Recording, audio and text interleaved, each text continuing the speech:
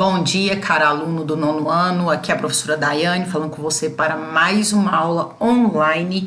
Como eu havia comentado com vocês nas últimas aulas, nós estamos analisando o capítulo 7, capítulo esse que aborda a participação do Brasil, o Brasil durante a Primeira Guerra Mundial e a sua participação.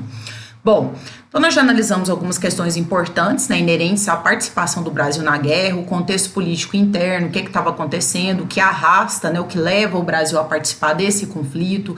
Ao mesmo tempo, aí analisamos algumas questões econômicas, como, por exemplo, a inserção do Brasil em uma concepção econômica de capitalismo global, principalmente a partir da política da substituição de importações, onde nós vimos que o Brasil, querendo ou não, acaba sendo inserido nesse contexto, principalmente porque passa a pegar o excedente do processo produtivo do café, de capitais, e passa a investir em um processo de industrialização, mesmo que incipiente, mesmo que ainda em bases frágeis, porém não desprezível nessa fase. Bom, hoje nós vamos resolver alguns exercícios, então eu gostaria, cara aluno, que você, cara aluna, estivesse agora com o seu livro em mãos, para que a gente possa já começar a comentar alguns exercícios aí importantes. Nós vamos começar agora a aula 2, então, referente ao capítulo 7, e vamos responder aí alguns exercícios. Então, vamos acompanhando comigo aí.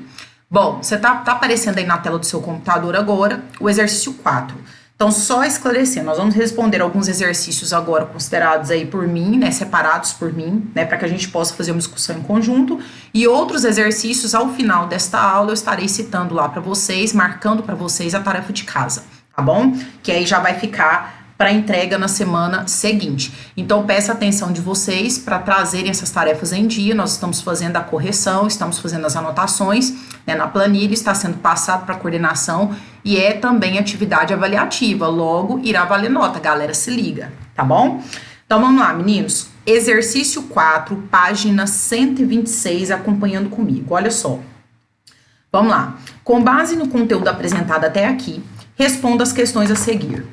Durante a Primeira República, como era a relação entre os movimentos dos trabalhadores e o governo brasileiro? Galera, olha só, primeira coisa. Então, nessa fase, a gente tem que saber, nós analisamos aí que as indústrias são incipientes e automaticamente coincide com o nascimento da classe operária. Então, o primeiro ponto que nós temos que nos lembrar é que essa relação também é inicial. Então, aquelas primeiras contradições, elas começam a surgir entre burguesia, proletariado, a classe de empregados e empregadores, a partir do momento em que o Brasil começa a firmar-se no campo do trabalho industrial. Então, veja bem, é natural que conflitos ocorram a partir daí, porque nem sempre a lógica do empregador é a mesma lógica do empregado. E principalmente ao momento em que a gente começa a perceber os primeiros conflitos. Então, veja bem, é uma fase em que a gente percebe que o Estado ele estava mais próximo dos interesses de uma elite econômica. Então, assim, não no sentido de não ainda existir, por exemplo, direitos trabalhistas. Então, nós estamos falando de uma fase em que existe contradições de interesses entre burguesia, proletariado, trabalhador, classe operária e empregador, e ao mesmo tempo não existe direitos trabalhistas. Então é natural que ocorram conflitos nessa fase. Então o Estado brasileiro não havia, por exemplo, instituído ainda a CLT. Nós vamos analisar um pouquinho mais adiante que a partir da década de 30, principalmente no governo de Getúlio Vargas, nós vamos ter o início da criação da legislação trabalhista brasileira, uma união, na verdade, de uma série de determinações da legislação estatal, que por sua vez vai compor o que a gente chama de consolidação das leis trabalhistas ou do trabalho, a CLT, a famosa CLT. Então veja bem, então você vai considerar nessa primeira questão na letra A, que o Estado brasileiro ele estava mais próximo dos interesses das elites econômicas e inclusive atuava por momentos, por vezes, na repressão às manifestações trabalhistas. Vamos dar um exemplo disso? Quando nós analisamos, por exemplo, lá atrás o surgimento da classe operária, nós vimos que o Estado brasileiro passou a perseguir, por exemplo, imigrantes que chegavam ao Brasil durante esse período e que se envolvessem, por exemplo, em atividades políticas ou ideológicas. Então, como nós vimos, a maior parte aí da ideologia que influencia a classe trabalhadora neste momento são ideologias que vinham da Europa, que na Europa já tinham ganhado uma expressividade, uma força maior. A exemplo aí do anarquismo, do socialismo. Então, esses imigrantes traziam essas ideias no sentido de organização da classe trabalhadora. Então, era algo muito incipiente, era algo muito inicial, mas já era algo que trazia um certo descontentamento das elites que por sua vez estavam fortemente representadas no Estado. E o maior exemplo disso é a criação daquela Lei Adolfo Gordo. Então, a Lei Adolfo Gordo previa exatamente a punição, a expulsão, né? Na verdade, assim, né? A expulsão de estrangeiros, né, que tivessem, né, no Brasil qualquer tipo, trabalhadores que tivessem qualquer tipo de ligação com movimentos políticos, ideológicos, que participassem de qualquer organização nesse sentido, por exemplo, que tivessem uma representação por meio de greve. Então, quer dizer, você percebe, então, qual é a posição do Estado brasileiro a partir desse exemplo, tá? Vamos lá. Letra B. Em comparação com os tempos passados, você considera que a atual situação dos trabalhadores brasileiros é diferente? Por quê? Bom, essa é uma resposta pessoal, mas eu quero convidar vocês a já fazerem esse raciocínio agora, né? Porque mais adiante nós teremos mais embasamento teórico para discutir acerca dessa comparação. Mas veja bem alguns pontos importantes que vocês já podem considerar. Por exemplo, nós sabemos que a relação é diferente. Hoje nós temos direitos trabalhistas, hoje nós temos uma legislação que defende a classe trabalhadora, que defende seus interesses. Por outro lado, aí, nessa época, nós não tínhamos essa legislação ainda. Então, há de se convir que hoje é possível um diálogo maior, não somente entre burguesia e proletariado, mas ao mesmo tempo com o próprio Estado. Então, eu te convido a levar esse raciocínio, né, para que você possa já pensar um pouquinho sobre isso. Mas, por outro lado, a gente percebe também que mesmo hoje, tendo todos esses direitos trabalhistas, por vezes existe algum tipo de repressão. Por exemplo, a proibição, muitas vezes, é direito de greve, né? Ou a repressão a esses movimentos por parte do próprio Estado. Então, eu convido a você a refletir sobre isso. Inclusive, você pode realizar algumas pesquisas, né, em jornais, algumas reportagens, para que você possa embasar a sua resposta, tá bom? Letra C. De que forma a lei de expulsão de estrangeiros visava desmobilizar o movimento operário? Galera, isso está muito ligado a esse exemplo que nós demos na letra A dessa mesma questão, né? Que é exatamente a criação da Lei Adolfo Gordo. Por que o Estado visava uma perseguição aos imigrantes? Veja bem, a classe operária brasileira ainda não tinha embasamento ideológico. Então, como eu disse a você, essas contradições do capitalismo, elas estavam mais evidentes na Europa, mesmo porque lá nós temos a emergência, né, das condições do capitalismo industrial muito anteriores ao que acontece aqui no Brasil. Lá você já tinha um processo, né, de surgimento de fábricas, né, você já tinha um processo de desenvolvimento industrial, né, desde o século XVIII, passado aí primeira, segunda fase da Revolução Industrial com a Inglaterra, e isso já estava bastante difundido pelo continente. Então, é natural que as contradições na Europa surgissem antes. Então, essa classe operária europeia, ela já estava mais embasada ideologicamente, né, inclusive com essas ideologias aí, anarquismo, socialismo, que desembocam aí no comunismo, como uma espécie de norteador dos interesses da classe trabalhadora. Então, é natural que no Brasil isso ainda não estivesse amadurecido. Primeiro, porque nós temos um processo de industrialização inicial, incipiente e fraco. Nós temos aí uma burguesia industrial ainda fraca também. Ao mesmo tempo, uma classe operária nascente. Então, boa parte dessa ideologia que chega para ser construída no Brasil, ela vem com a influência dos imigrantes. Por isso, o Estado brasileiro já identifica inicialmente a origem, né, dessa influência ideológica e percebe que ela é estrangeira, que ela vem desses imigrantes. Daí a perseguição aos imigrantes, então, a partir da criação dessa lei Adolfo Gordo, que é uma lei que visava exatamente desmantelar qualquer tipo de organização política da classe operária, principalmente por influência ideológica vinda de imigrantes europeus, ok? Então vamos lá para a nossa próxima questão. Então, exercícios 1 e 2, página 132, por gentileza, acompanhando. A questão número 1 da página 132 é uma questão objetiva e nós vamos analisar cada item aí para a gente tentar entender a lógica dessa questão. Olha só. Sobre o Brasil no período da Primeira Guerra Mundial é incorreto afirmar, ou seja, significa então que nós temos uma questão aí incorreta e as outras falsas. Então vamos lá, primeira questão. Então é incorreto afirmar que a imigração no país alcançou seu auge durante a Primeira Guerra Mundial? Não, não é incorreto. Na verdade, essa questão é correta, essa alternativa é uma alternativa correta. Por quê? Porque é um período em que o Estado brasileiro impulsiona a vinda de imigrantes, você já sabe que havia naturalmente uma substituição aí com a libertação dos escravos pela mão de obra imigrante. Então havia ali misturada uma ideia, né, de preconceito racial ainda muito forte no Brasil, né, uma excludente, né, desse novo grupo social liberto que é o antigo escravo e que continuou excluído socialmente. Então não era inserido, né, nesse mercado de trabalho. Então era necessário trazer essa mão de obra imigrante primeiro, porque boa parte do empresariado brasileiro e até mesmo dos cafeicultores consideravam que o imigrante estaria mais preparado para os trabalhos, não só no campo, mas também na cidade. Então esse impulso vem daí. E nos lembremos de um aspecto bastante importante. Já existia nessa fase, inclusive, né, vocês já devem estar ou irão analisar isso com o professor Elbi, é um período em que nós temos uma política de branqueamento da população. Então isso é natural, inerente, né, uma ideologia, né, enfim, da época, né, com viés, né, econômico e político, que é o imperialismo.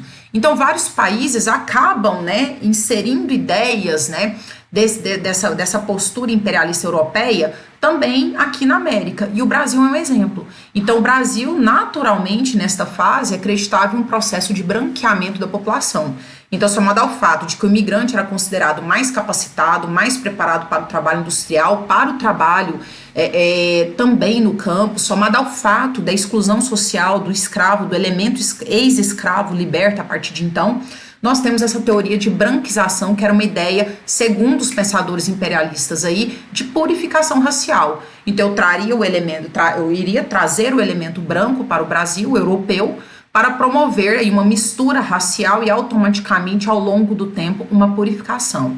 Então perceba que é sim uma fase que chegam muitos imigrantes ao Brasil e isso está profundamente vinculado a esse pensamento estatal nessas três linhas, ok? Que nós acabamos de falar. Então a questão é verdadeira, a alternativa é verdadeira. Letra B. O avanço progressivo, então o Brasil no período da Primeira Guerra Mundial, né, incorreto afirmar que o avanço progressivo da industrialização e a oferta de emprego fizeram com que o setor urbano ganhasse importância e visibilidade. Essa questão também é verdadeira. Veja bem, por que nós podemos afirmar que durante a Primeira Guerra Mundial o setor urbano e industrial ganha visibilidade no Brasil? Primeiro porque você já sabe que é um período de crise do café.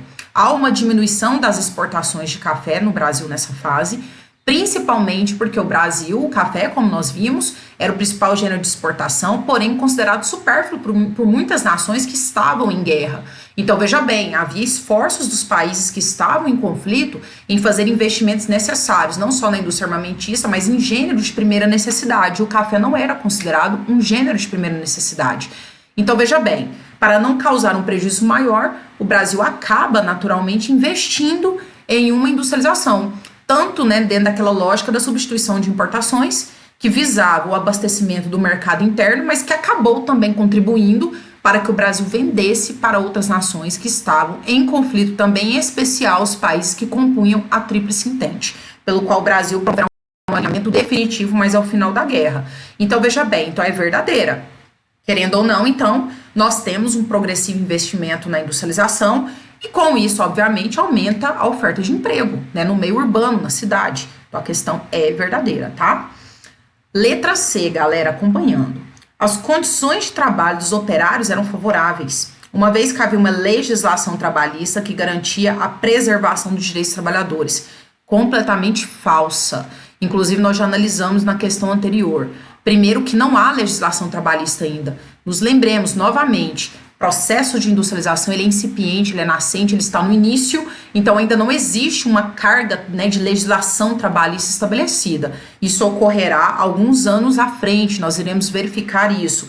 Neste momento, o Brasil ainda atua de forma bastante superficial quanto a isso, e, na verdade, muito mais próximo do empresariado brasileiro. Então, não havia, de forma alguma, condições, né, de trabalho que eram favoráveis ao trabalhador, não havia, por exemplo, nenhuma legislação que definisse que era necessário, por exemplo, equipamentos de proteção individual do trabalho, não havia, por exemplo, proteção ao trabalho da gestante, não havia, por exemplo, nenhum tipo de lei que dizia que menores não poderiam ser empregados.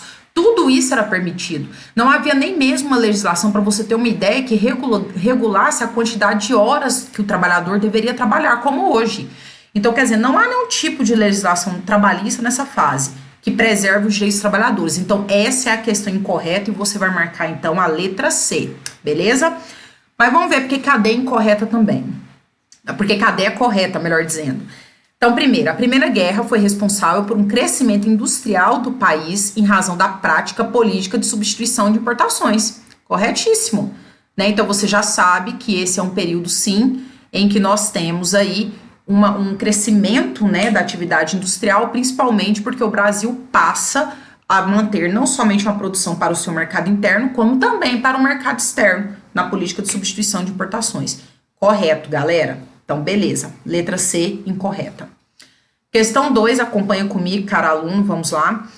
Observe a tabela a seguir e responda o que se pede.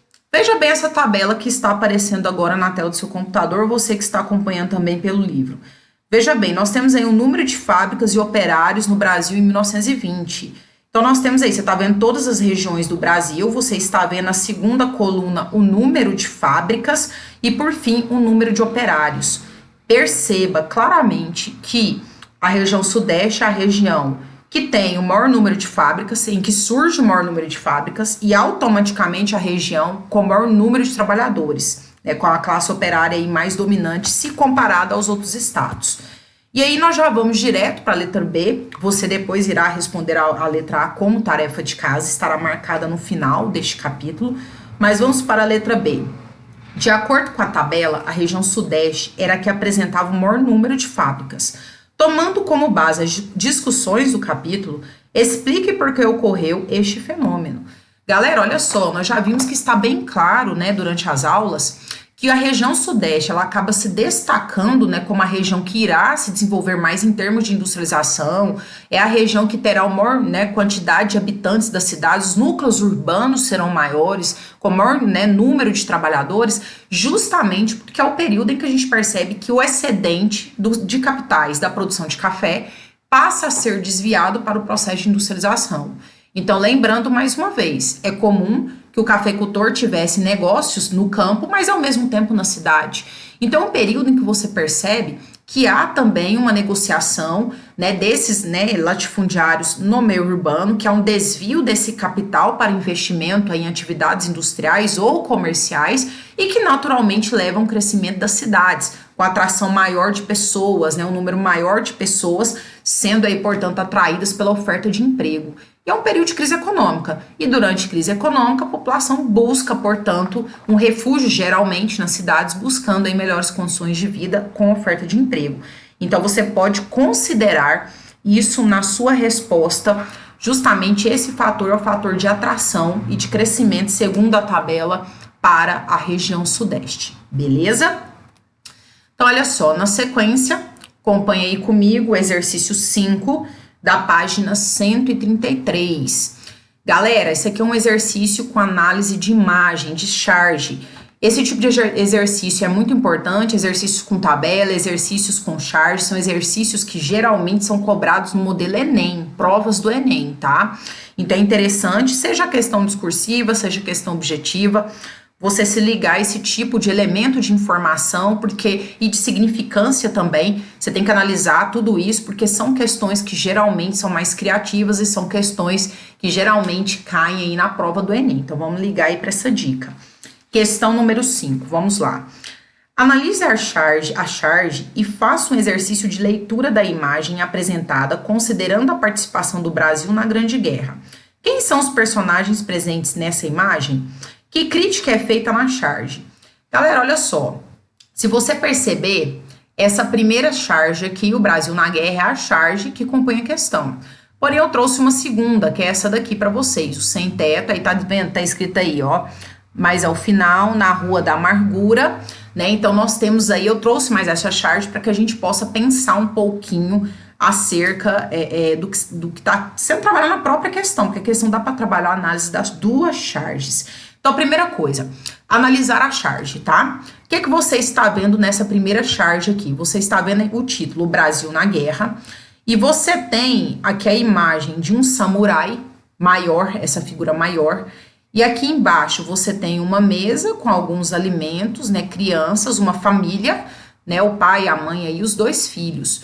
O que que essa imagem significa? O samurai acima segurando uma espada, tomando o alimento que está sobre a mesa, a população, né, a família está embaixo, representando, portanto, a classe inferior, a classe mais baixa, o grupo social mais desprivilegiado. Então, na verdade, essa charge é uma charge da época e ela demonstra uma crítica à participação do Brasil na Primeira Guerra Mundial. Ou seja, quais seriam as consequências dessa guerra para o Brasil? Né? Seria fome? Seria miséria? E de fato trouxe consequências, porque em uma guerra, apesar de haverem, né, de existirem vencedores, sempre haverá dos dois lados perdas significativas. Então nós vamos ter aqui nesse caso o Brasil, um país com a economia ainda frágil, nessa fase muito frágil, né, participando de um conflito que ao final poderia trazer consequências graves para a nossa economia. Um grande exemplo disso era justamente, né, a crise econômica, que poderia reverberar aí, né, repercutir aí, portanto, ter como resultado aí, inclusive a fome e a miséria, tá bom? Então essa charge traz isso de forma bastante significativa para nós. Veja agora essa outra charge aqui que eu trouxe para vocês, o sem teto intitulado. Veja bem, tem alguém, né, um político, né, representando um político, lembrando, né, a classe, né, a elite cafeicultora controlava a política nessa época, as oligarquias, e aí nós temos na Rua da Amargura, né, então você tem, olha quanto essa charge é significativa, galera, você tem um político ao alto, né, uma pessoa ao alto, e aqui embaixo você tem um morro ao lado, veja bem, ao lado esquerdo da sua imagem, você tem um morro, onde você tem casas sendo construídas nesse morro, aí você tem, tá vendo, como se fosse um morro, né, despencando aí, e a população aqui empobrecida, observando tudo que tá acontecendo. Então, quer dizer, é um resultado, a gente percebe que é uma fase em que as cidades surgem, é uma fase, inclusive, que o núcleo urbano cresce, mas é uma fase em que você tem, por exemplo, miséria, em que você tem, né, o surgimento das primeiras periferias, o Rio de Janeiro, com a população subida ao morro, é um exemplo. Nós analisamos, inclusive, alguns eventos, né, ligados a essa fase, como, por exemplo, a revolta da vacina no Rio de Janeiro, que demonstrava já claramente ali com aquele projeto, né, de saneamento urbano, né, ao mesmo tempo vinculado a um projeto de vacinação da população, um empobrecimento, né, um afastamento dessa população que acabava sendo expulsa da parte central para um processo de revitalização da cidade e começava a subir os morros, né, e ao mesmo tempo aí essa participação do Brasil na guerra, que só aumentaria, né, segundo essas charges, que são charges da época, né, e que falariam, portanto, desse momento crítico do Brasil com a sua participação na guerra, que se a situação estava ruim, ela poderia ficar pior, certinho, meninos? Então, é mais ou menos isso que vocês teriam que analisar. E agora é o seguinte, galera, observa aí, então, para a nossa aula 2, então vocês vão entregar essa tarefa de casa. Olha aí, acompanha comigo, exercícios 2 e 3 da 124, 3, 4, 6 e 7, páginas 132, 33 e 34. Então, vocês, por gentileza, resolvam esses exercícios aí pra gente, tá? Coloquem, por favor, né, no aplicativo, no Classroom, eles serão vistados, eles irão valer nota, como tudo que você produzir aí da sua casa a partir de agora, tá bom, galerinha? Olha, um grande beijo pra vocês, se cuidem, tá bom? E firmem nos estudos, beleza? Um grande beijo, abração pra vocês, até mais!